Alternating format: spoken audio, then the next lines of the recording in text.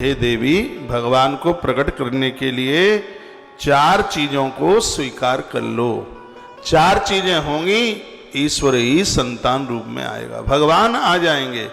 ये 4 चीजें तो सबको ही अपने जीवन में स्वीकार कर लेनी चाहिए, मुझे भी, आपको भी, किसी तीसरे को भी। ये महात्मा करदम ने ये 4 सूत्र दिए हैं, यह सबके जीवन में हो। देखो कैसे भजन में मन लगता है, कैसे भगवान की कृपा होती है, कैसे परमात्मा दौड़े दौड़े चल करके आते हैं।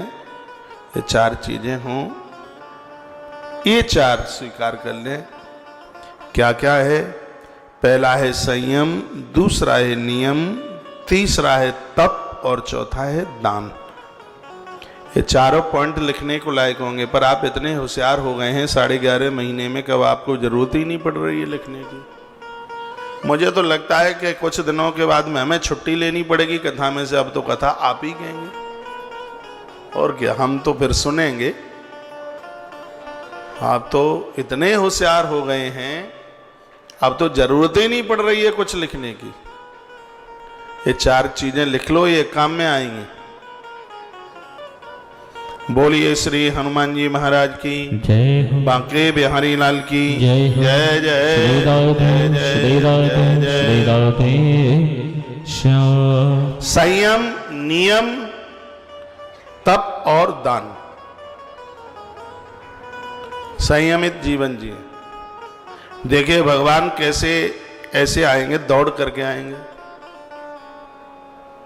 संयम, इंद्रियों के ऊपर, जीव्या के ऊपर जीव को जीत ले। ये चटोरी जीव को रोके तो बताइए। संयम, क्रोध के ऊपर काबू पाइए। वृंदावन जैसी पवित्र जगह पर पहुंच करके क्रोध शांत नहीं होता तो बहुत विचारने की बात हो जाती है।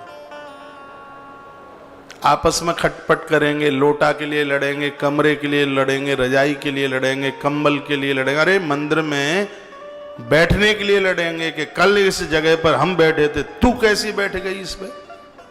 उसमें हुड़दंगा होता है नीचे है? कल मैं बैठी हूं तो उस जगह पर मैं भी आज ही बैठूंगी, और जब तक जिंदी रहूंगी तब तक मैं इसी जगह पे बैठूंगी।